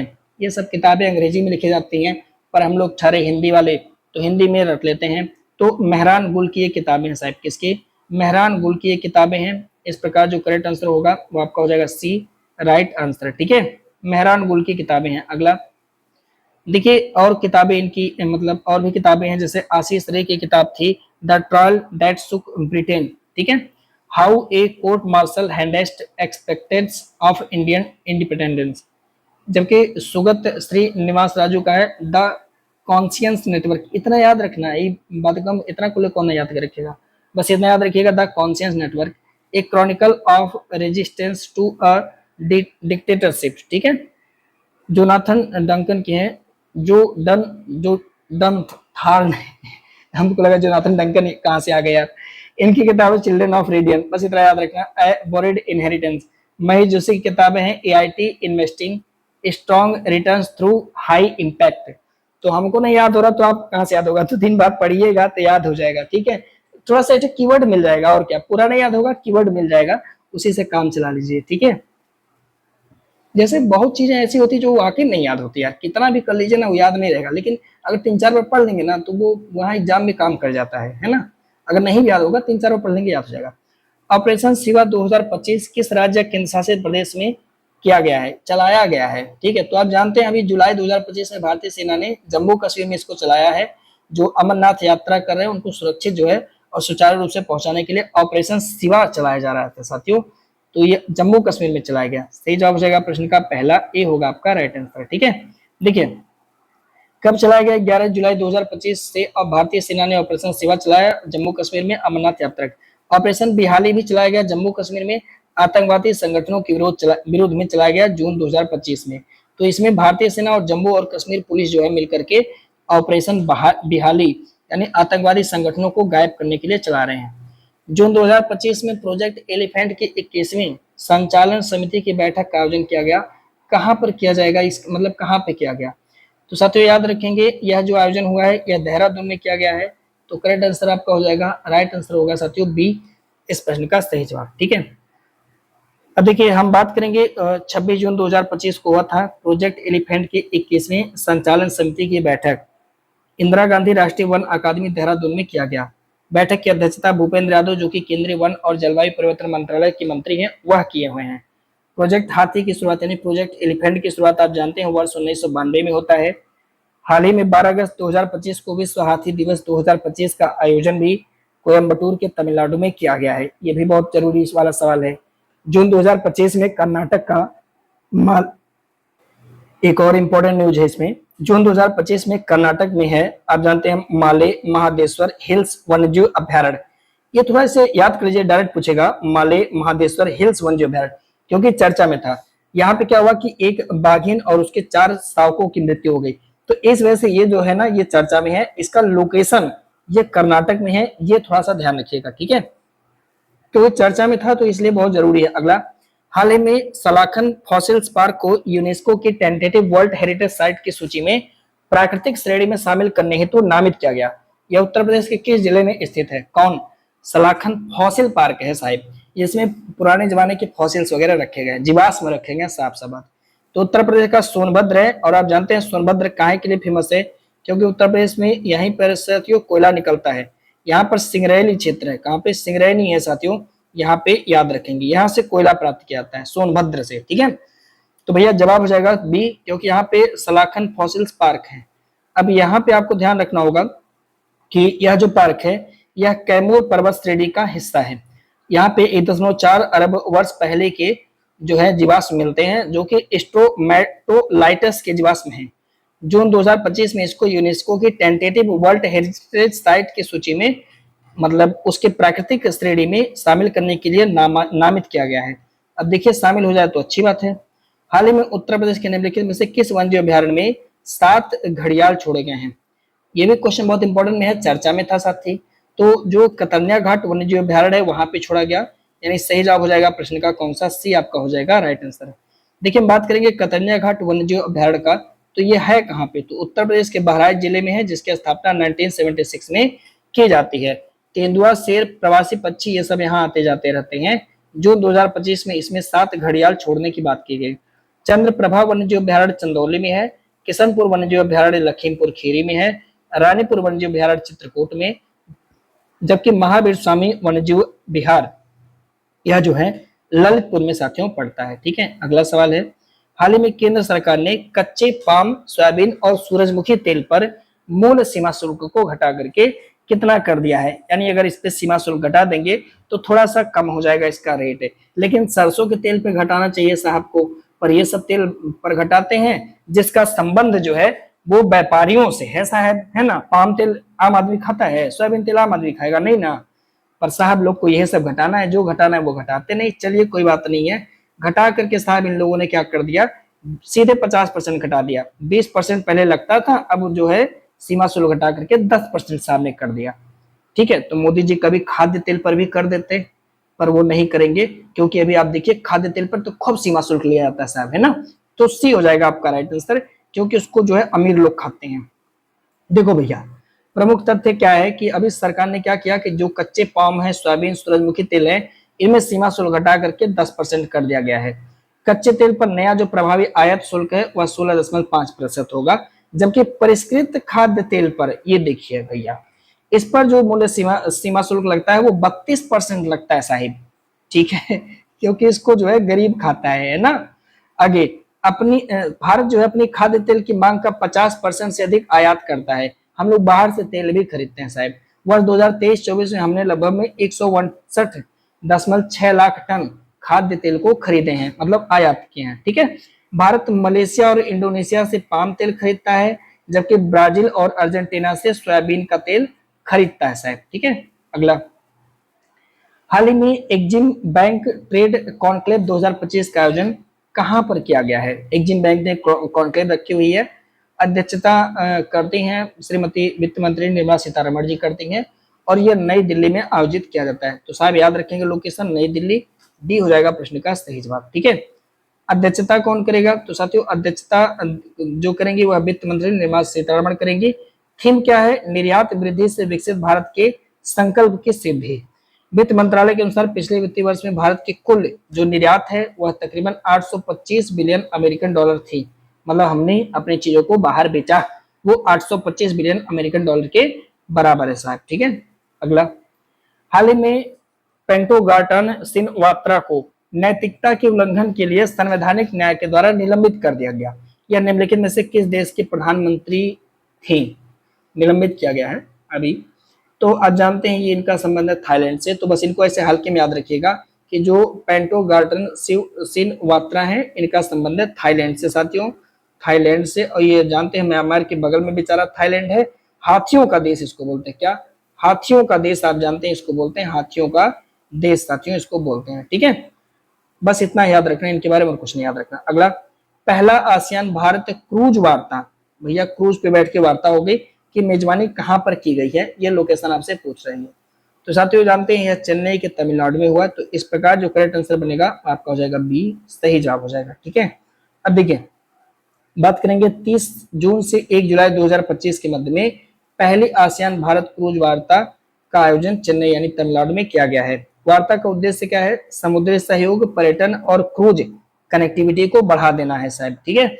आयोजन का उद्घाटन हमारे केंद्रीय पत्तन, पोत परिवहन और जलमार्ग मंत्रालय के मंत्री सर्बानंद सोनोवाल के द्वारा में किया गया है, ठीक है। अब देखिए, हम और आसियान देश मिलकर के मना रहे हैं वर्ष 2025 को आसियान भारत पर्यटन वर्ष। तो 2025 को ये मना रहे हैं हम दोनों लोग मिलकर के, ठीक है। करा के लार में निम्नलिखित में से कौन सा पाचन, सॉरी, जो लार के अंदर जो सलाइवा पाया जाता है साथी, करा कि वो किसके पाचन में सहायता करती है? तो प्रोटीन, रेशा, वसा ये सब तो होगा नहीं, लेकिन जो स्टार्च होता है साथियों, मंड, उसके पाचन में थोड़ा सा ये हेल्प करता है। तो इस प्रकार सही जवाब हो जाएगा आपका ए, यानी पहला होगा राइट आंसर। जब आप खाना खाते हैं तो खाने का लुगदी बनता है, तो वहां से स्लाइवा निकलता है, और स्लाइवा में दो इंपॉर्टेंट एंजाइम पाए जाते हैं, एक जन का नाम है एमाइलेज और एक जन का नाम है लाइसोजाइम। तो एमाइलेज भाई साहब क्या करते हैं, जो हमारे खाने में जो हमें स्टार्च मिलता है इसको तोड़ देते हैं शर्करा के अंदर, ठीक है। जबकि लाइसोजाइम क्या करते हैं, जब हम भोजन खाते हैं जो जीवाणु वगैरह आ जाते हैं तो उनको नष्ट करने में ये सब भाई साहब मदद करते हैं, और हमारी जो ग्रास नली है उसके द्वारा आमाशय में जो है चला जाता है भोजन, और आमाशय से ही शुरू हो जाता है प्रोटीन का पाचन। इस बात को ध्यान रखना होगा कि प्रोटीन का पाचन कहाँ से स्टार्ट हो जाता है, तो वो आमाशय से शुरू हो जाता है साहब, ठीक है। एंजाइम क्या होते हैं, तो एंजाइम मूलतः प्रोटीन ही होता है, लेकिन ये क्या करते हैं, जैव उत्प्रेरक कहते हैं, क्योंकि भाई बायो उत्प्रेरक इनको कह सकते हैं, क्योंकि इन्हीं की सहायता से, एंजाइम की सहायता से ही जो कुछ हम लोग खाते हैं उसको जो है आगे चल के वो कैटलिस्ट करते हैं, मतलब मदद करके पिघलाते हैं, गलाते हैं। जैसे अभी आपने देखा लाइसोजाइम एंजाइम, इन्होंने बैक्टीरिया को मार दिया, ठीक है। तो एंजाइम मूलतः तो होते हैं प्रोटीन, लेकिन यह जो है जैव उत्प्रेरक यानी बायो उत्प्रेरक के रूप में काम करते हैं। जाइमेज एंजाइम ये क्या करता है भाई, तो ग्लूकोज को एथेनॉल में कन्वर्ट करने का काम जाइमेज एंजाइम करता है। जरा सा इनका नाम थोड़ा सा आपको ध्यान रखना होगा। एक क्वेश्चन और करते हैं, कौन सा एक पाचक एंजाइम नहीं है? ये सवाल पहले बहुत ज्यादा पूछा जाता था, हो सकता है पेपर में लपट आ जाए आपके ऊपर। कौन सा है जो एक प्रकार का पाचक एंजाइम नहीं है? तो गैस्ट्रिन नाम का एंजाइम आप जानते हैं भाई, ट्रिप्सिन भी है, पेप्सिन भी है, टाइलिन तो भी आपने देखा, पर गैस्ट्रिन नाम का एंजाइम यह पाचक एंजाइम नहीं होता साथी। तो बी हो जाएगा प्रश्न आपका सही जवाब, ठीक है। देखिए, अब एक एक को हम थोड़ा समझते हैं। देखिए, लाइपेज नाम का जो एंजाइम होता है वह जो लिपिड्स होते हैं उनके पाचन में महत्वपूर्ण भूमिका निभाते हैं, और जो लिपिड्स होते हैं उनको बसे अम्लों और मोनोग्लिसराइड में विखंडित करने का काम लाइपेज करते हैं। तो इनको थोड़ा सा ध्यान रखिएगा, लाइपेज को, ठीक है। पेप्सिन क्या करता है, ये जो एंजाइम होता है ये प्रोटीन के पाचन में सहायता करता है। जठर रस में से ये पाया जाता है साथियों, जो कि भोजन के प्रोटीन को पेप्टोन में साथियों ये कन्वर्ट कर देता है, पेप्सिन एंजाइम। अग्नाशय रस जो कि अग्नाशय से निकलता है, अग्नाशय रस में प्रोटीन को पचाने के लिए ट्रिप्सिन नामक एंजाइम निकलता है साथियों, ठीक है। ये क्या करता है, प्रोटीन को ये पॉलीपेप्टाइड में कन्वर्ट कर देता है, ठीक है। फिर एमाइलेज क्या होता है, तो देखिए एमाइलेज नामक जो एंजाइम होता है ये हमारे लार ग्रंथियों से निकलता है, अग्नाशय मतलब तथा अग्नाशय द्वारा किया जाता है, मतलब इसका उत्सर्जन दोनों लोग करते हैं। भोजन में स्टार्च के जल अपघटन से ग्लूकोज निर्मित करने में एमाइलेज हेल्प करता है। एक बार आप इसका स्क्रीनशॉट करेंगे और एक बार इसको पढ़ेंगे, पेपर में आएगा तो दिमाग लगा के सॉल्व कर लेंगे, ठीक है। अगला नेक्स्ट, निम्नलिखित में से किस सब्जी में सर्वाधिक विटामिन सी पाया जाएगा? इनमें से आपसे पूछ रहा है, कोहड़ा, मटर, मूली, सब तो ऐसा लग रहा है कुछ नहीं पाया जाएगा। सोच के देखिए, एक ही जवाब आप सोच सकते हैं, वो आपका हो जाएगा बचा हुआ, जो हो जाएगा आपका पहला राइट आंसर, मिर्च होगा करेक्ट आंसर। इनमें सबसे ज्यादा विटामिन सी जो है वो मिर्च में पाया जाता है, जो ऊपर दिया गया था सब्जी, ठीक है, कोहड़ा और कुम्हड़, मटर, मूली, इनमें, ठीक है। आप जानते हैं विटामिन सी खट्टे फलों में पाया जाता है, नींबू, संतरा, आंवला, ये सब। कच्चे और ताजे फल विटामिन सी के स्रोत होते हैं, ये भी आप जानते हैं। घाव भरने के लिए विटामिन सी की सहायता की जरूरत होती है, आप ये भी जानते हैं। इसका रासायनिक नाम एस्कार्बिक अम्ल होता है, ये भी आपको पता है। विटामिन सी जो है लौह के अवशोषण में सहायक होता है। अगर आपको ये पता है तो कमेंट करिएगा, हाँ सर ये भी पता था, है ना। लौह के अवशोषण में विटामिन सी हेल्पफुल होता है। अब चूंकि यह जल के साथ विलय होता है तो मूत्र के द्वारा बाहर भी आ जाता है, तो विटामिन सी हमारे शरीर में संचित नहीं होता, मतलब हमारे शरीर में भंडारित नहीं होता। इसीलिए हमें जो है ताजा फ्रूट्स वगैरह खाना चाहिए हमेशा, ठीक है। कोशिश करना चाहिए, नींबू संतरा वगैरह चबाते रहिए, क्योंकि विटामिन सी हमारे शरीर में संचित नहीं होता है साथियों, ठीक है। अगला, गैस विनिमय के दौरान ऑक्सीजन फेफड़ों से रक्त नली में चली जाती है, बात तो सही है, और उसी समय जो कार्बन डाइऑक्साइड रक्त से फेफड़ों तक जाती है, बिल्कुल भी बात सही है साथियों। भाई ऑक्सीजन हो जाएगा तो कार्बन डाइऑक्साइड जाएगा। यह जो प्रक्रिया है फेफड़े के किस भाग में होती है? तो भैया एल्वियोल जो होता है ये सारी प्रक्रिया उसी के अंदर होती है। थोड़ा सा अंग्रेजी माध्यम वालों के लिए आसान सवाल था, डी हो जाएगा राइट आंसर। ठीक है, देखो भैया सारी प्रक्रिया जो स्तनधारी होते हैं उनके पास फेफड़ा होता है, उसी से ये लोग श्वसन करते हैं। श्वसन क्रिया एक प्रकार की जैविक क्रिया होती है जिसमें हम वायुमंडल से अंतः श्वास क्रिया में लगभग 78% नाइट्रोजन ले लेते हैं, 20% इसमें ऑक्सीजन होता है, 0.3% कार्बन डाइऑक्साइड होता है और अन्य गैस होते हैं। लेकिन इसमें जो नाइट्रोजन होता है ना, श्वसन क्रिया में वायु में नाइट्रोजन की मात्रा अपरिवर्तित रहती है, इसमें कोई खिलवाड़ नहीं होता, हम ना उसको लेते हैं ना कुछ करते हैं। ठीक है, तो याद रखिएगा नाइट्रोजन की मात्रा अपरिवर्तित रहेगी, बाकी सब परिवर्तित रहेगा। गैस विनिमय के दौरान ऑक्सीजन फेफड़े से रक्त नली में चली जाती है, उसी समय कार्बन डाइऑक्साइड रक्त से फेफड़े तक जाती है। ठीक है, मतलब जैसे देखो हाई फेफड़ा हो गया, यहाँ से जाता है रक्त के अंदर कार्बन डाइऑक्साइड और यहाँ सॉरी ऑक्सीजन, और जबकि रक्त जो हमारा रक्त है वहां से फेफड़े में आएगा कार्बन डाइऑक्साइड, बस यही वाला प्रोसेस है। ठीक है, यह प्रक्रिया एल्वियोल नाम का कोशिका होता है हमारे फेफड़े में, उसी के अंदर ये सारी प्रोसेस कंप्लीट की जाती है साथी। ठीक है, अब देखिए समय कम है ना, नहीं तो बहुत डिटेल में और बताते तो एकदम मजा आ जाता है, पर मजा नहीं लाना है, एग्जाम निकालना है। कभी मौका मिला तो आपको हम बहुत बेहतरीन इसको समझाएंगे सर, है ना। मानव के मस्तिष्क में स्मरण क्षमता कहाँ होगी, कहाँ से सोचते हैं हम लोग? सफरा सोचने का काम तो सेरिब्रम करता है, सेरिब्रम सबसे खतरनाक एरिया है साहिब, तो सेरिब्रम में सोचने का काम होता है। ठीक है, तो यहाँ पे ध्यान रखेंगे सेरिब्रम मस्तिष्क का सबसे बड़ा भाग होता है और यह ऐच्छिक क्रियाओं, स्मरण क्षमताओं आदि को नियंत्रित करता है। भूख प्यास, ताप नियंत्रण, प्यार घृणा, ये सब कुछ भी हमारा जो है हाइपोथैलेमस करता है, ये सारा काम हाइपोथैलेमस का है। ठीक है, शरीर का तापमान आप जानते हैं 37 डिग्री सेल्सियस है, फारेनहाइट में कहेंगे तो 18.6 और केल्विन पैमाने पर कहेंगे तो 310 केल्विन होता है। इसको भी थोड़ा रट लीजिएगा, काम आएगा। अगला, निम्नलिखित में से कौन सा असम राज्य में मनाया जाने वाला पारंपरिक फसल कटाई उत्सव है? असम में मनाया जाता है, तो असम में कौन सा होगा? बोहाग बिहू, बिल्कुल ही करेक्ट आंसर हो जाएगा। बोहाग बिहू आपका सही जवाब हो जाएगा, साहिब बी हो जाएगा प्रश्न का राइट आंसर। ठीक है, अब देखिएगा कुछ त्योहार बोहाग बिहू ये तो असम में मनाया जाएगा, छापर मेला पंजाब में, नुआखाई उड़ीसा के लोग मनाते हैं, ये भी कृषि त्योहार है, रण उत्सव गुजरात में, हॉर्नबिल महोत्सव नागालैंड में। ये सब अब आपके लिए आसान हो जाएगा धीरे धीरे, जैसे ही 15 सेट पर पहुंचेंगे तो लगेगा आप सब आ रहा है। ठीक है, कह साथी होली वेश निम्नलिखित में से किस राज्य का लोकप्रिय नृत्य है? तो कर्नाटक वाले होली वेश, यक्षगान, ये सब कर्नाटक वाले मनाते हैं, तो सही जवाब हो जाएगा प्रश्न का कौन सा? सी आपका हो जाएगा राइट आंसर दोस्तों। ठीक है, देखिए बात करेंगे कर्नाटक में तो होली वेश या नृत्य मतलब सॉरी यक्षगान ये दोनों मनाया जाता है, नागालैंड में चांगसांग नृत्य है, मणिपुर में गोटीपुआ नृत्य है, असम में सत्रिया ये थोड़ा इंपॉर्टेंट है, आंध्र प्रदेश में कोलन्नालू, उड़ीसा में पैका नृत्य या मयूरभंज छाव नृत्य है, केरल में निशागंधी नृत्य है। ठीक है, ये केरल में है। फिर छत्तीसगढ़ में राउत नाचा है, नाच है, फिर राजस्थान में कालबेलिया है, फिर मध्य प्रदेश में मांच नाम का उत्सव साथियों मनाया जाता है। ठीक है, अगला, निम्नलिखित में से कौन सा एक तरफ वाद्य यंत्र एक तरफ कलाकार है सही सुमिलित नहीं है? तो एक बार इसको देख लीजिएगा कौन सा सही सुमिलित नहीं हो सकता भाई। शिव कुमार शर्मा, तो आप जानते हैं शिव कुमार शर्मा संतूर बजाते हैं, पखवाज नहीं बजाते हैं साहब, ये संतूर बजाते हैं। क्या बजाते हैं? संतूर वादक हैं साहब, तो संतूर वादक होना चाहिए, पर यही गलत है और हमसे पूछा कौन सही नहीं है, तो भैया कौन सही नहीं है? तो पहला वाला ही सही नहीं है, ये हो जाएगा जवाब आपका। अब देखिए पंडित रविशंकर आप जानते हैं ये सितार वादक हैं, अमजद अली ये सरोद बजाते हैं, जबकि किशन महाराज तबला वादक हैं, शिव कुमार शर्मा संतूर वादक हैं, पंडित हरि प्रसाद चौरसिया बंसुरी वादक हैं, उस्ताद बिस्मिल्लाह खां यह जो है सहनाई वादक के रूप में साहब काम करते हैं। अगला, किस देश के साथ भारत की अंतर्राष्ट्रीय सीमा नहीं लगती है?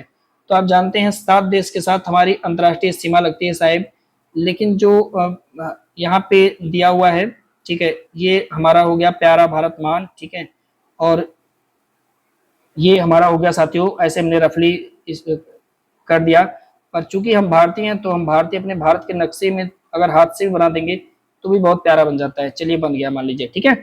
तो सीमा हम लोग कहाँ नहीं लगाते, तो श्रीलंका के साथ कहाँ लगता है? आप जानते हैं श्रीलंका बेचारा नीचे पड़ जाता है और यहाँ से हम लोग इसे अलग कर देते हैं, ठीक है। बाकी पाकिस्तान के साथ हम सीमा लगाते हैं, बांग्लादेश के साथ सबसे ज्यादा, भूटान के साथ, यहाँ भूटान पड़ा है बेचारा, उसके साथ भी हम सीमा लगाते हैं, नेपाल के साथ सीमा लगाते हैं, फिर यहाँ पे चाइना पड़ा है, इसके साथ सीमा लगाते हैं, थोड़ा सा यहाँ पे आप देखेंगे तो अफगानिस्तान पड़ जाता है, इसके साथ सीमा लगाते हैं, पाकिस्तान पड़ेगा, इसके साथ लगाते हैं, फिर यहाँ पे ये बांग्लादेश छिपा हुआ है, इसके साथ लगाते हैं, म्यांमार के साथ भी हम सीमा लगा देते हैं साथियों, ठीक है। तो अगर आप देखेंगे तो 1 देश, 2 देश, 3, 4, 5, 6, 7 देश के साथ हम सीमा लगाते हैं। श्रीलंका के साथ हम डंकन पैसेज से अलग हो जाते हैं, श्रीलंका से हमारा कोई संबंध नहीं है। पाक जलडमरू मध्य भारत और श्रीलंका को एक दूसरे से अलग कर देता है साथियों, जो पाक जलडमरू मध्य है, ठीक है। तो डी हो जाएगा प्रश्न का सही जवाब। बांग्लादेश के साथ सबसे ज्यादा सीमा है 4096.7 किलोमीटर। असम, मेघालय, मिजोरम, त्रिपुरा, पश्चिम बंगाल, ये सब कुछ लगे हुए हैं बांग्लादेश के साथ। चीन जो है वो सेकंड नंबर पे हम लोग लगाते हैं 3488 किलोमीटर। हमारा लद्दाख, हिमाचल प्रदेश, उत्तराखंड, सिक्किम, अरुणाचल प्रदेश, ये सब चाइना के साथ सीमा लगाता है। सबसे कम सीमा हम लगाते हैं अफगानिस्तान के साथ 106 किलोमीटर का लगाते हैं, ठीक है। भूटान के साथ हम लोग 699 किलोमीटर के आसपास में लगाते हैं, एग्जैक्ट नहीं पता है, लेकिन 699 के आसपास में भूटान के साथ लगाते हैं। मतलब सबसे कम अफगानिस्तान, फिर उसके बाद जो है भूटान का नंबर आता है, ठीक है। अंतर्राष्ट्रीय विकलांगता दिवस प्रतिवर्ष कब मनाया जाता है? ये सब तो आसान सा सवाल है, आपको ये सब जवाब अब आना चाहिए था। 3 दिसंबर को मनाया जाता है अंतर्राष्ट्रीय विकलांगता दिवस। जवाब होगा साहब आपका बी, राइट आंसर। देखिए, अंतर्राष्ट्रीय विकलांगता दिवस 3 दिवस को मनाया जाता है। जनसंख्या दिवस तो रटा गया होगा 11 जुलाई को, ये तो सबको पता है। 8 सितंबर को विश्व साक्षरता दिवस, 16 सितंबर अंतर्राष्ट्रीय ओजोन संरक्षण दिवस, ये तो भी रटा गया होगा। विश्व बाघ दिवस 29 जुलाई, 21 मार्च को विश्व वानिकी दिवस के रूप में मनाया जाता है। अगला, चेंजिंग इंडिया नामक पुस्तक निम्नलिखित में से किसके कार्यों का वर्णन किया गया है? चेंजिंग इंडिया लिखा ही कौन है? मनमोहन सिंह जी, मतलब जो अभी तक थे पर अभी हम लोग के बीच में बहुत नहीं आई, बहुत खतरनाक आदमी थे डॉक्टर मनमोहन सिंह जी। सी हो जाएगा आपका राइट आंसर, सही जवाब, ठीक है। कम बोलने वाला व्यक्ति हमेशा खतरनाक होता है। चेंजिंग इंडिया पर आज के प्रधानमंत्री कैसे बोलते हैं, मतलब बहुत गड़बड़ बोलते हैं भाई। उनके हर बात में जो है डिस्काउंट रहता है, और ऐसा डिस्काउंट की क्या ही बताया जाए। चेंजिंग इंडिया के लेखक हैं श्री डॉक्टर मनमोहन सिंह जी। महात्मा गांधी हिंद स्वराज, नवजीवन और यंग इंडिया के राइटर हैं। देवकीनंदन खत्री, चंद्रकांता अभी आता था, अभी नहीं आता, पहले टीवी में आता था, वो थे। अरविंद अडिग, द व्हाइट टाइगर, अरुंधति राय, इनका तो काफी पुस्तक है, इसको याद रखिएगा। The God of small things, the end of imagination, एक बार कभी पढ़िएगा कि कल्पनाओं का अंत, तो अरुंधति राय का कभी मौका मिले पढ़ लीजिएगा। चेतन भगत का है 5 point someone, the 3 mistakes of my life, half girlfriend, ये सब चेतन भगत का है, एक बार पढ़ लीजिएगा। अगला, निम्नलिखित में से कौन साहित्य के क्षेत्र में भारत के एकमात्र नोबेल पुरस्कार प्राप्त किए थे? जब दुनिया तड़फ रही है, बिलबिला रही है, तो उसमें हमारे रविन्द्रनाथ टैगोर जी, सोचिए इतने खतरनाक लोग हैं भाई साहब। 1930 में 1913 के अंदर ये भाई साहब नोबेल पुरस्कार पा जा रहे हैं, है ना। मतलब कितने योग्य और अनुभवी लोग थे, आप कल्पना कर सकते हैं। एकमात्र साहित्य के क्षेत्र में पाए हुए हैं, तो ये हमारे हैं श्री रविन्द्रनाथ टैगोर जी महाराज, है ना। तो ए हो जाएगा प्रश्न का राइट आंसर। इन्होंने ही महात्मा गांधी को 1915 महात्मा गांधी को महात्मा गांधी कहा था, 15 में नहीं 17 में कहा था, जब चंपारण सत्याग्रह साथियों कर रहे थे तब उस दौरान, ठीक है। साहित्य के क्षेत्र में भारत के एकमात्र नोबेल पुरस्कार विजेता श्री रविन्द्रनाथ टैगोर जी हैं। गीतांजलि इन्होंने लिखा था, 1913 में नोबेल पुरस्कार इसको मिला हुआ है। 1998 में अर्थशास्त्र के क्षेत्र में अमर्त्य सेन जी को पुरस्कार मिला है, नोबेल पुरस्कार। जबकि आप जानते हैं चंद्रशेखर वेंकट रमन जी को प्रकाश का प्रकीर्णन भौतिकी के क्षेत्र में नोबेल पुरस्कार इनको मिला है 1930 में। फिर कैलाश सत्यार्थी को 2014 में शांति के क्षेत्र में पुरस्कार मिला है साथियों, नोबेल पुरस्कार मिला है 2014 में, याद रखिएगा, ठीक है। अगला सवाल है, सीलिंग निम्नलिखित में से किस देश की मुद्रा है? सीलिंग किस देश की मुद्रा है? तो आप जानते हैं सोमालिया की मुद्रा साथियों सीलिंग पड़ता है। तो इस प्रकार जो करेक्ट आंसर हो जाएगा वह आपका हो जाएगा सी, इस प्रश्न का राइट आंसर, ठीक है। अब इसको रट लीजिएगा। हांगकांग में आप जानते हैं डॉलर चलता है, सोमालिया में सीलिंग चलता है, सेशल्स में रुपया, सेनेगल में फ्रैंक, सूडान में पाउंड, सीरिया में सीरियन पाउंड, सिंगापुर में सिंगापुरी डॉलर, साइप्रस में क्या चलता है? यूरो, सऊदी अरब में रियाल चलता है, यूएई में दिरहम चलता है साथियों, यूनाइटेड अरब अमीरात में दिरहम चलता है, ठीक है। अगला, निम्नलिखित में से कौन सा महासागरीय गर्त है जो कि प्रशांत महासागर में स्थित नहीं है? बाकी सब है पर वो नहीं है। तो अगर आप ध्यान रखेंगे तो अटलांटिक महासागर में पड़ता है प्यूर्टो रिको नामक गर्त है। गर्त मतलब होता है साथियों खाई, जैसे समुद्र आप जानते हैं, अभी आप कहीं भी जाइए तो समुद्र मान लीजिए ऐसे है, सी ऐसे चला, लेकिन अचानक से सी ऐसे ऐसे हो गया, तो ये समुद्र का नीतल होता है साथियों। क्या? समुद्र नीतल इसको बोलते हैं, ठीक है। और ये स्लोप का ढाल होता है साथियों, ये समुद्र का ढाल हो गया। समुद्र के अंदर ही मान लीजिए कि ये समुद्र का मैदान पा सकते हैं आप लोग, मैदान पा सकते हैं। इसी मैदान में आप देखेंगे पहाड़ी भी होता है, तो ये समुद्र का कटक होता है। तो समुद्र के अंदर भी ढाल और ये जो गहराई हो गया साथियों, इसको हम लोग खाई बोलते हैं, ठीक है। गर्त बोलते हैं जिसे आप बोल सकते हो। फिर ये मैदान समुद्र का मैदानी भाग होता है। फिर इसमें जो पहाड़ मिलता है उसको हम कटक बोलते हैं। कई सारी चीजें समुद्र में भी, वहां पर भी तो स्थलाकृतियां पाई जाती है। कभी आप नदी वगैरह में नहाइएगा तो कभी लगेगा ऊंच पैरवा जो है किसी जमीन पे ऊंचाई पे है, तो कभी नीचे चला जाएगा। तो समतल एकदम से थोड़ी मिलता है। पानी का ऊपर का तल समतल होता है, ऊपर का पानी समतल पर नीचे तो आकृतियां ऐसे होंगी, है ना। तो जो प्यूर्टो रिको है साथियों, यह जो गर्त है वो कहाँ पे है, अटलांटिक महासागर के अंदर पड़ेगा। ठीक है। बाकी मेरियाना ये जानते हैं सबसे ज्यादा गहरा है। फिर मिंडानाओ, ये सब कुछ हमारा जो है प्रशांत महासागर का पार्ट है, देख सकते हैं। देखिए मेरियाना आप जानते हैं 11,033 मीटर गहरा है। टोंगा जो है, फिर मिंडानाओ, ये प्रशांत महासागर में। अटलांटिक महासागर में प्यूर्टो रिको पड़ता है। दक्षिण अटलांटिक महासागर में रोमेसे नाम का गर्त है। सुंडा गर्त हिंद महासागर में पड़ता है। ये थोड़ा सा हमारे लिए जरूरी है, आप याद रखना। याद तो सबको करना पड़ेगा भैया। ब्यूनर्स आयर्स निम्नलिखित में से किस देश की राजधानी है? गोयना, अर्जेंटीना, उरुग्वे या फिर चिली। आज का ये आखिरी क्वेश्चन है। उम्मीद करता हूँ आपको अगर समझ में आएगा तो दिल से शेयर और लाइक जरूर करना मेरे भाई। तो कहाँ से पड़ेगा ये, मतलब किसकी राजधानी है? तो अगर आपको ध्यान होगा अर्जेंटीना की राजधानी ब्यूनर्स आयर्स है। ये दक्षिण अमेरिका के देश हैं साथी। तो इस प्रकार सही जवाब हो जाएगा आपका बी। अन्य कुछ देश की राजधानी दिए हुए हैं, जैसे गुइना का राजधानी आप जानते हैं जॉर्ज टाउन है। कोलंबिया की राजधानी बोगोटा। चिली की राजधानी सेंटियागो। उरुग्वे की राजधानी मॉन्टवीडियो। ये क्या हो रहा है भाई, एक मिनट। सुरिनामा की राजधानी परामरिबो, फिर परामारिबो। फिर उसके बाद अर्जेंटीना ब्यूनर्स आयर्स। पेरू की राजधानी साथी लिमा है। उम्मीद करता हूँ आपको सेशन समझ में आएगा। मिलते हैं साथियों आपसे अगले सेशन में, तब तक के लिए इजाजत दीजिए। वंदे मातरम। जय हिंद।